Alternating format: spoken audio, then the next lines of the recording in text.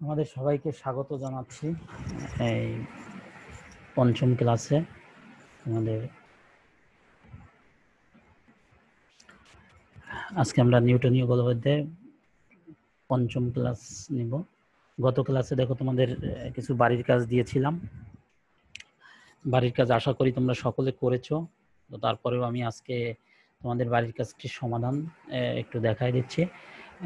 1500 গ্রাম ভরের 1500 কেজি ভরের একটি ট্রাক 60 কিলোমিটার পার আওয়ার বেগে চলতে থাকে, যা থেমে থাকা একটি গাড়ির সাথে ধাক্কা খেয়ে সংযুক্ত অবস্থায় 50 কিলোমিটার পার আওয়ার বেগে চলতে থাকে। এক্ষেত্রে স্ত্রী গাড়ির ভর নির্ণয় করো। এই সমাধানটা তোমাদের দেওয়া ছিল। তাহলে দেখো এখানে ট্রাকের ভরকে ধরে নিলাম আমরা M1 হচ্ছে 1500 কেজি এবং ট্রাকের আদি বেগ কত বেগে চলছে, সে 60 কিলোমিটার পার আওয়ার। তাহলে 60 কিলোমিটার পার আওয়ারকে আমরা মিটার পার সেকেন্ড করে নিলাম। কিলোমিটারকে মিটার করলে 1000 এবং পার আওয়ারকে আমরা সেকেন্ড করব 3600 সেকেন্ড। এটা দিয়ে ভাগ দিয়ে আমরা 16.667 মিটার পার সেকেন্ড এটা আমরা কনভার্ট করে নিব। গাড়ির ভর M2 ধরে নিলাম আমরা যে গাড়ির ভর M2, যেটা আমাদের নির্ণয় করতে হবে। এবং গাড়ির আদি বেগ কত, সে স্থির ছিল যেহেতু, তাই আদি বেগ ধরে নিলাম V2 = 0। সংযুক্ত অবস্থার বেগ, সংযুক্ত অর্থাৎ দুইটা একই সাথে চলছে, সেই অবস্থার বেগ 50 কিলোমিটার পার আওয়ার। এটাকে আমরা মিটার পার সেকেন্ড করে নিলাম, একই এককে নিয়ে আসলাম। তাহলে দেখো আমরা জানি আদি ভরবেগ সমান সমান শেষ ভরবেগ। দুইটার ভরবেগ সংরক্ষণের সূত্রানুসারে আমরা জানি যে আদি ভরবেগ এবং শেষ ভরবেগ সমান। তাহলে এখানে আদি ভরবেগ কত, M1 V1।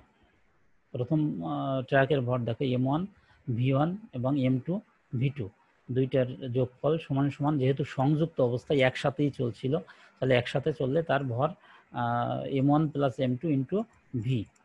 দুইটা বেগ হচ্ছে একই, এই জন্য ইন্টু V দেওয়া হয়েছে। এখানে এই সব মানগুলো আমরা বসিয়ে দিব। M1 এর মান, V1 এর মান, M2 এর মান নাই, M2 এর মান আমরা বের করতে হবে। M2 × V2 এর মান হচ্ছে 0। আর এখানে দেখো M1 হচ্ছে 1500 কেজি প্লাস M2 এর মান আমরা বের করব, তাই M2 থাকবে ইন্টু V সংযুক্ত অবস্থার তার বেগ হচ্ছে এত। তাহলে এটাকে সমাধান করে আমরা কি পাবো, M2 এর মান বের করব। M2 এর মান বের করলে আমরা M2 = 300 কেজি। আশা করি সবাই তোমরা পেরেছো। তারপরে সমাধানটা একটু তোমাদের দেখালাম। দ্বিতীয় আর একটা বাড়ির কাজ দেওয়া ছিল।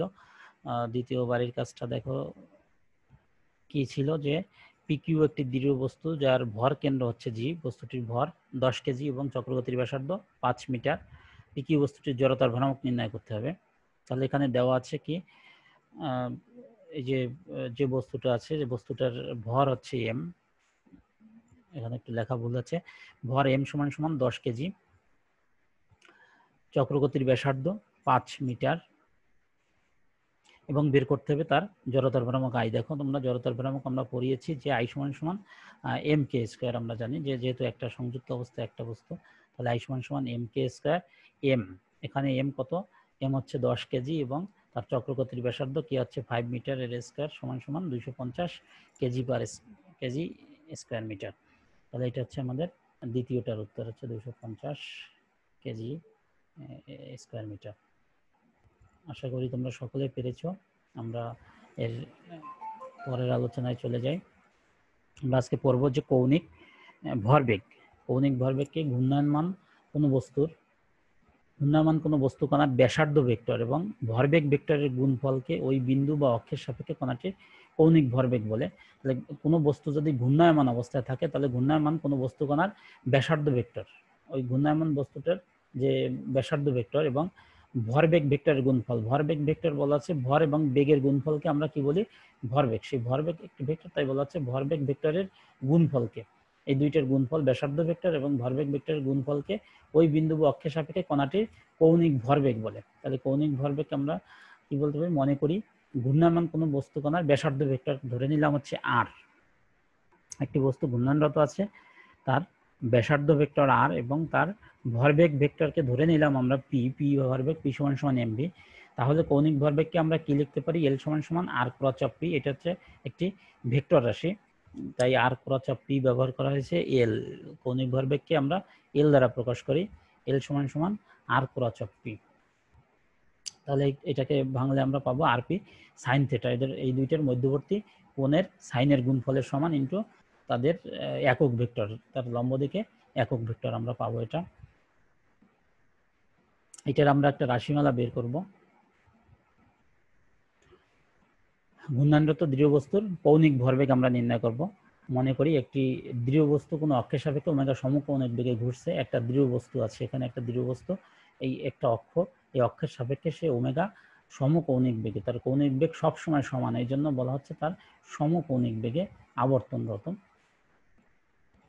বস্তুটিতে এন সংখ্যক কণা আছে, বস্তুটার এন সংখ্যক কণা আছে যাদের ভর m1 m2 m3 mn, অর্থাৎ m1 কণার একটা কণার ভর ধরলাম m1, আর একটা কণার ভর m2, আর একটা কণার ভর m3, এরকম সবগুলো কণা দিয়ে n সংখ্যক কণার ভর হচ্ছে n তম কণার ভর mn। এই জন্য এই টোটাল ভরটাকে ধরা হয়েছে যে যতগুলো কণা আছে সবগুলো কণার ভর।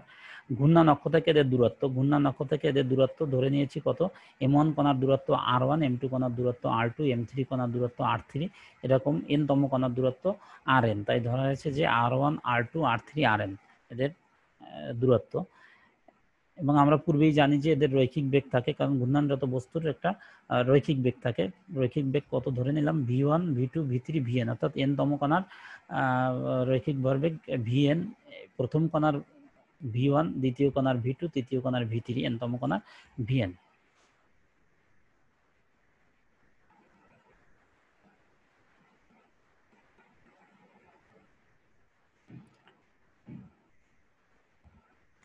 তাহলে বস্তুটির মোট কৌণিক ভরবেগ কত হবে? মোট কৌণিক ভরবেগকে আমরা এল দ্বারা প্রকাশ করি। এল সমান সমান সবগুলো কণার কৌণিক ভরবেগের সমষ্টি হবে, কাজেই L1 plus L2 plus L3 plus dot dot plus Ln, অর্থাৎ সবগুলো কণার কৌণিক ভরবেগের যোগফল হবে বস্তুটির মোট কৌণিক ভরবেগ। মোট কৌণিক ভরবেগ L সমান সমান m1 r1 স্কয়ার ওমেগা। কৌণিক ভরবেগ L সমান সমান আমরা দেখেছি কি, এল সমান সমান আর ক্রস পি, অর্থাৎ আর পি।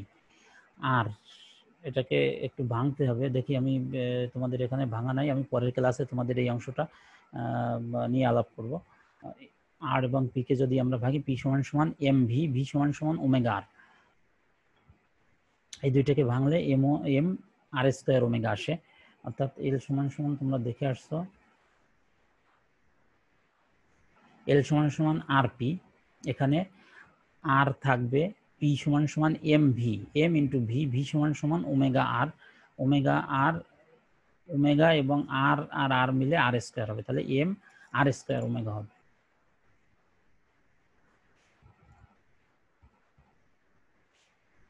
তাহলে প্রথম কণার ক্ষেত্রে m1 r1 স্কয়ার ওমেগা, অর্থাৎ m1 প্রথম কণার ভর, r1 হচ্ছে প্রথম কণার দূরত্ব, ঘূর্ণায়ন অক্ষ থেকে দূরত্ব, তাহলে তার স্কয়ার ইন্টু ওমেগা হচ্ছে সমকৌণিক বেগ। দ্বিতীয় কণার ক্ষেত্রে m2 r2 স্কয়ার ওমেগা, অর্থাৎ প্রথম কণার দ্বিতীয় কণার ভর, দ্বিতীয় কণার ঘূর্ণায়ন অক্ষ থেকে দূরত্ব এবং তার কৌণিক বেগ। তৃতীয় কণার ভর, তৃতীয় কণার ঘূর্ণায়ন অক্ষ থেকে দূরত্বের বর্গ এবং কৌণিক বেগ। n তম কণার ভর, n তম কণার দূরত্বের বর্গ এবং কৌণিক বেগ, এদের সমষ্টি। তাহলে কত হবে? এই টোটাল অংশটা দেখো, ওমেগাকে আমরা কমন নিতে পারি, ওমেগাকে যদি আমরা কমন নেই তাহলে এই সবগুলোর যোগফল m1 r1 square plus m2 r2 square plus m3 r3 square, এই সবগুলোর যোগফল হবে। এই সবগুলোর যোগফলকে আমরা সামেশন অফ mr স্কয়ার প্রকাশ করতে পারি। পূর্বে আমরা দেখে আসছি i সমান সমান mr স্কয়ার, সেই সামেশন অফ mr স্কয়ার এটাকে লেখা যায়।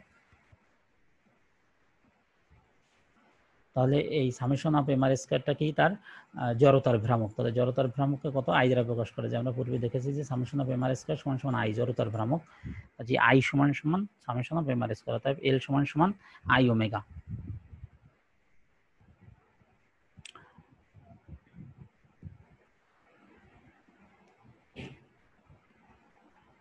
তোমাদের একটা বাড়ির কাজ দিচ্ছি।